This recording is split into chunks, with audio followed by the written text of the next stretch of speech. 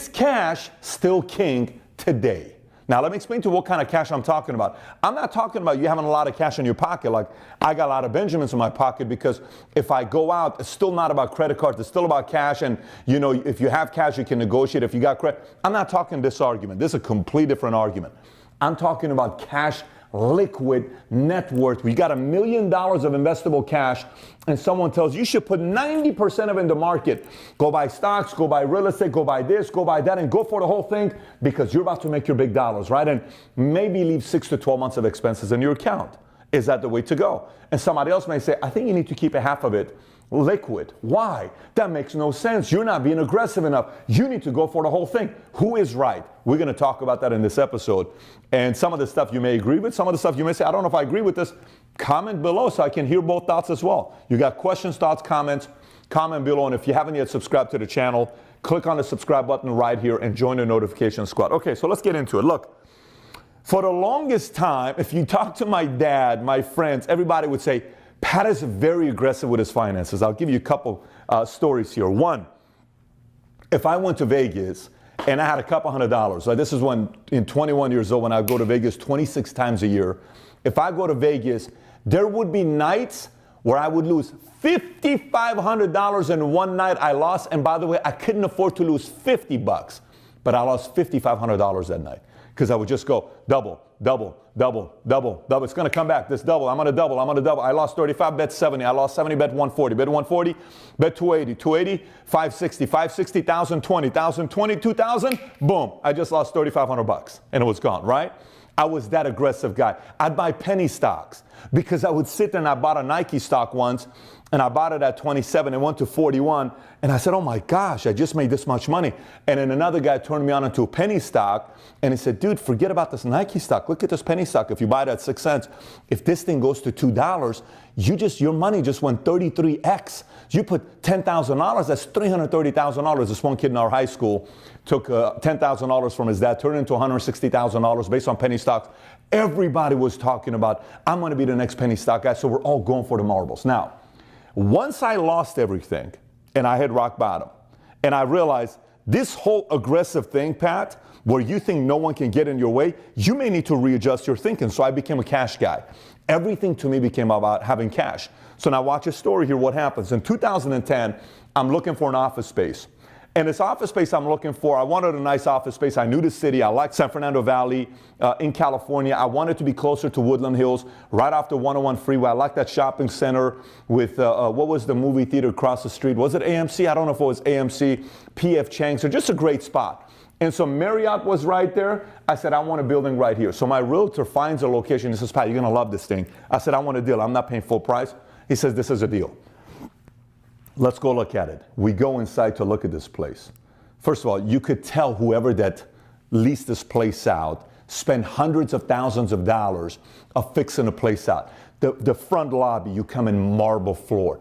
The desk that was set up was insane. The glass, the way it was set up, cameras everywhere. The crown, the finishes at the top. And then you walk in, the conference room glass, you press a button, you know, you would have these curtains that would close for privacy. You would have a drop down with the projector that would come out, wiring, the tables were already wired, TV set up over here. And as you make a right, there's a presentation wall with glass inside where you can put your trophies and recognitions you got from Congress and Senate and all these other people. And then you walk in, and then you go into the office, the CEO's office.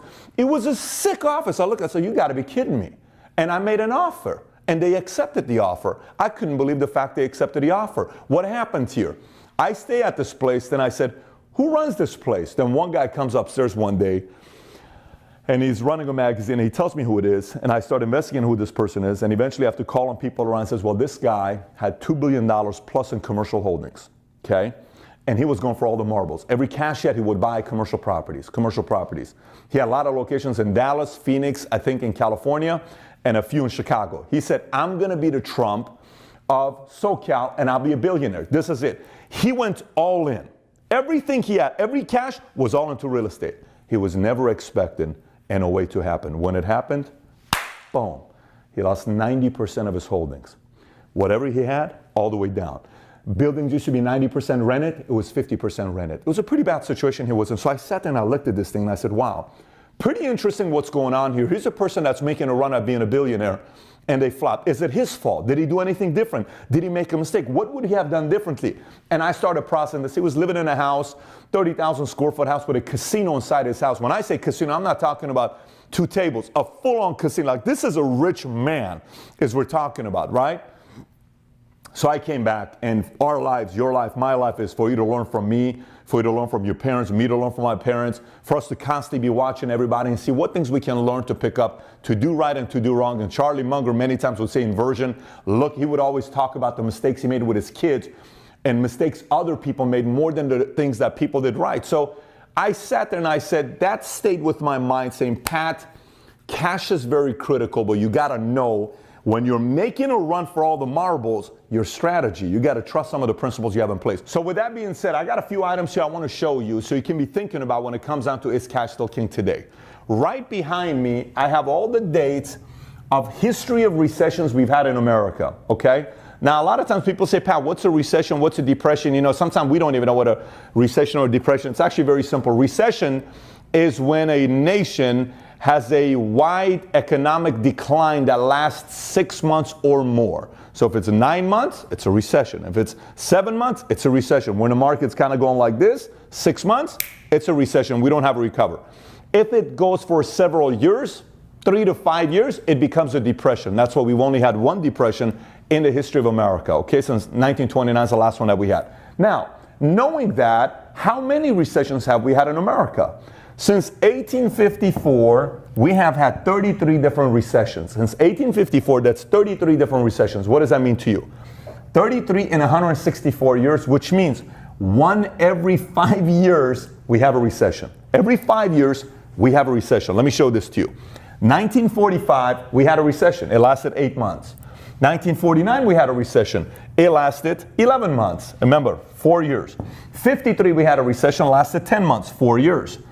57, we had a recession that lasted 8 months. Look at the gap again, 4 years. 1970, we had a recession, lasted 11 months. That is a decade, right? That's a gap right there. That's positive. That's good. 1973, we had a recession, 16 months. That's a long time. Real estate took a big hit during that time. 1980 to 82, we had 2 recessions during that period. One lasted 6 months. It was the first one. Second one lasted 16 months in a 2-year gap. 1990, we had an 8-month recession. 2001, we had another recession, lasted 8 months. Look at the gap, 10 years again. So we have 2 of them that are 10 years here. 2008, 2009 mortgage crisis, you remember that one, 18 months. If it would have gone another 6, 12, 24 months, that would have been a depression, but it was a recession. What do we have next? We have not had a recession, folks, for nearly 9 years. For 9 years, we have not had a recession. What does that tell you? Probably could happen today, but in the next 6 to 24 months, we're going to experience a recession. It may be 3 years, but it's coming. Now, this is the challenge that we're facing here. There are people who think Bitcoin is forever going to go up and I'm going to make my billions, and this is how I'm going to be on the cover of Forbes magazine being the richest person in the world, right? There are people that think, you know, the real estate market is going to be perfectly right now. Let me put everything I have into the real estate market. Now, if you go long term and you average it out, real estate's going to give you somewhere between 4 to 6%. If you go long term.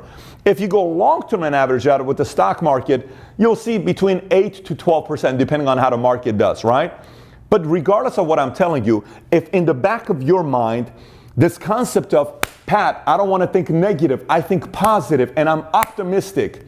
I used to think everything was about positivity until I realized I am very positive and optimistic about things I have control over, but things you don't have any control over, you can't fully be thinking positive and optimistic. I understand having faith, I understand praying, I understand having a higher law behind you, but you got to be thinking about the what if, right? Because this leads me to the next point here. When you think about risk taking, everybody falls somewhere in this category of risk taking, right? You got somebody that is so conservative. They will never do anything with their money, ever invest. You can't even convince them to put in the bank because they don't even trust the bank because they believe Armageddon is around the corner. You know any people like that? Typically it's our grandparents, and they're so afraid because of a lot of bad things that happen. Then you have people that are conservative. I believe in bonds. I believe in having some conservative balanced funds. I believe in this. I believe in that. Everything is just somewhat conservative. Then you have people that are assertive. They do research, they study. Let me look into this Bitcoin thing. What is blockchain?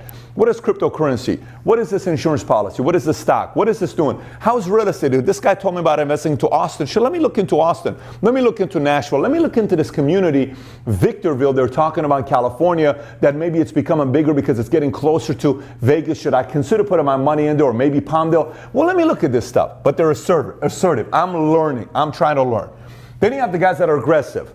You know, I'm going to go for this, and I'm going to go for this, and I'm going to go for this, and I'm going to go for this. These guys, they could have a big hit. Absolutely, they could have a big hit, but they can have a big loss as well. And last but not least, this is just absolutely dumb category. This is the people that actually believe they can fly. You know, this is like, what was that one song, Mario, by R. Kelly? Remember R. Kelly? R. Kelly had a song, and it went something like this. By the way, this is how he would sing if he was singing to these types of people when they invest. This is what it would sound like. He would say, he believes he can fly. He believes he can touch the sky. He thinks about it every night and day. He spreads his wings and crashes away. Because that's what happens to these guys that think everything is possible. Listen, I believe everything is possible. I'm very comfortable trusting a plane to fly me to another place. I was in India. I don't mind a plane flying me over the ocean to go to India. Do I trust myself to go jump off the top of a tower saying, listen, I'm such a positive, optimistic guy that I'm going to do this thing so fast that I'm going to fly? Even R. Kelly's not right when he sang that song. So how do we balance these things here, right? By the way, remember this. I'm going to say this quote very slowly, and hopefully it resonates. One time. Here we go. What sells doesn't always work, and what works doesn't always sell. Let me say it one more time. What sells doesn't always work. What works doesn't always sell. What do I mean by this? Well, what sells, imagine if I get up and I sell you a concept. This is what we're going to do, and I sell it so good, but it doesn't necessarily work. And there's another thing that works, but it's so tough to sell, okay? It's so tough to sell because people say, nah, that's boring. Nah, I don't like that. But no, it's not boring. Try to know and set aside your emotions and be able to process everything logically and say, this makes sense. Or, dude, this guy's just trying to sell me, man. He sounds way too excited. He's got a nice salesman smile and he looks very good. I'm just not buying your bullshit. Because what sells doesn't always work. You got to know how to decipher between the two. Typically, the way you learn how to do this is after a lot of people take advantage of you, then you start having that eye and say, let me watch everything out there. So now, having said this, let's go over here. Remember how I talked about all this recession that took place? In 2009, when the market crashed, here's what took place. Ford stock went roughly to $1. Matter of fact, it was under $1. Imagine if you could buy that stock on that if you had some cash sitting aside. What if you could buy, think about it, if you could buy 10,000 shares at $1, that's 10,000 bucks. 9 years later, you would have had $110,000. $110,000, okay? Citigroup went down to $9. $74 today. Disney went down to $13. I'm wearing a Disney shirt. Went down to $13 today. $103 give or take. B of A went down to $250. $32 today. That's 12x, 13x.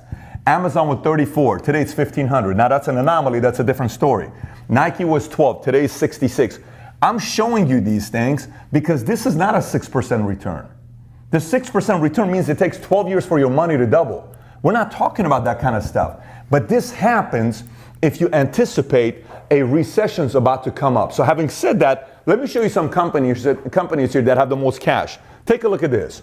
Walmart's got $8 billion in cash today. Procter & Gamble, $15 billion. Pepsi, $17. Amazon, $30. Coca-Cola, $27. GE, $44. Alphabet, which is Google, $95. Microsoft, $133. Apple, $261 billion of cash is what they're sitting on. By the way, this is from a Business Insider article, which was December of 2017. Apple today, give or take, they're at $285 billion today. And by the way, I'm not even talking about the offshore dollars that they find out how much some of these companies are sitting on. I'm talking money in America that they have to report because they're public companies, publicly traded companies, right? And by the way, something for you to be thinking about. Walmart, look at this number. This is such an interesting data. It's a completely different topic, but watch this here. Walmart has $8 billion in cash. They did $485 billion in top line revenue last year. That's more than Apple and Amazon combined on their top line revenue. But they only have $8 billion in cash. Amazon has 4 times more cash than Walmart. Why? Because Walmart's retail. Walmart's retail. This is why Walmart is so worried about Amazon. Walmart needs 2.3 million employees to function. Amazon only needs 341,000, and Apple only needs 123,000, and they got $285 billion in cash. The question becomes this. For all these people that say you shouldn't have a lot of cash, do you think the people in the boardroom of Apple that say, man, let's have a lot of cash, you think they're dumb? You think Amazon, Jeff Bezos is dumb? You think Tim Cook is dumb? You think people who run Microsoft are dumb? You think Bill Gates? You think, Google guys, Sergey and all these guys, you think they're not that smart? You better believe they're very smart. Now, why are they stashing so much cash away today? Probably because they're anticipating a recession to come up. And when this recession comes up, they're hoping a recession comes up, because when the recession comes up, some of the companies that make bad mistakes, they can pick them up on 40 cents on a dollar, 20 cents on a dollar. And that's how they keep getting bigger and bigger and bigger, because they have cash. So what does this mean to you? Look, let's go back over here, Mario. Come back with me over here. On this risk factor here, I want you to know, Mario, I'm going to go back and come back. I don't want you to think I am telling you to be here. By the way, if you do want to be extremely wealthy one day, if you do want to be possibly a decamillionaire, 100, maybe even the B word, you do need to be kind of here. You do. You have to take some risk that maybe have a very big risk. But at the same time, I'm not a fan of people who recommend saying, only keep 5% and out of your $1 million, 50 of it keep cash, everything else put it invested. I'm not a fan of that. Here's what I'm not a fan of. Mario, come back with me over here. Here's what I'm not a fan of. If, based on what I showed you, this is not a myth. I'm not selling you this. This is facts. This is 33 recessions since 1854. It's a fact. 1 every 5 years is a fact. 2008, 2009, 01, 19, how long they last. These are facts. These are not myths. These are not ideas. These are not, well, could have, these are purely facts. If you look at this, you be the judge of it based on where you're at on that risk side. When do you think a recession is going to take place? You're going to say 2025? Because in your mind, you want it to go for another 7 years where the market keeps going up? Or are you thinking back there saying, I think something's about to happen. And let's just say something's about to happen. Great. Don't get scared about it.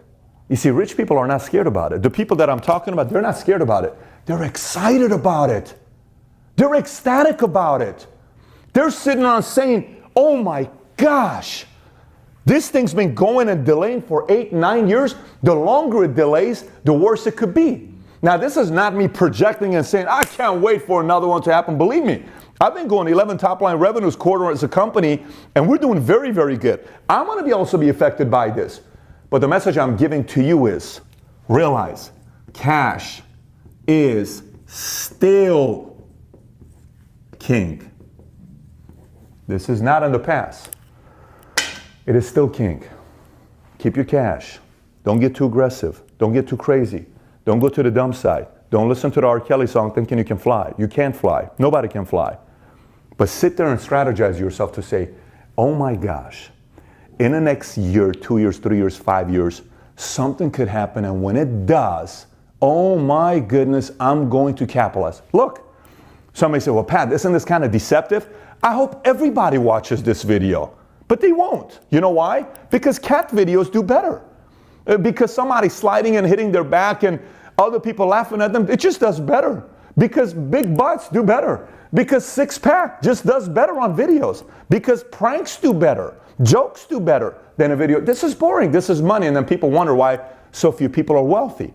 This isn't something new I'm telling you. This is not something new I'm telling you. Berkshire Hathaway knows this. They buy things on sale. They know this stuff. Very, very wealthy, successful investors fully embrace this concept. The question is, are you going to embrace the concept? Or are you still going to be way too optimistic about the fact that everything's going to work out? Because if this is right, in the last 7 years, the longest time we've gone without a recession has been 10 years. And it's only happened one time. And we're at 9 years right now since our last recession. So we got one more year until recession comes. Are you ready for it? I don't know if you are. Go based on this. So be assertive a little bit. Go do your own due diligence. I got links below. By the way, everything I said to you today, I got a PDF for you. So go below, click on a link. It's in the description. Go to the website, print out the PDF. The PDF's going to have other links on that as well. Read, educate yourself, and then make your decision based on that to find out how you're going to capitalize with the cash you have to go out there and when the opportunity comes along, you can take advantage of it. Again, questions, thoughts, comments, comment below. I want to hear from you. And by the way, for you valuetainers out there, do you like this style more or do you like the other video when we put all the other stuff up and I don't write on the board? I want to hear from the true valuetainers. Which one do you like more? Again, thank you so much, everybody. Take care. Bye-bye.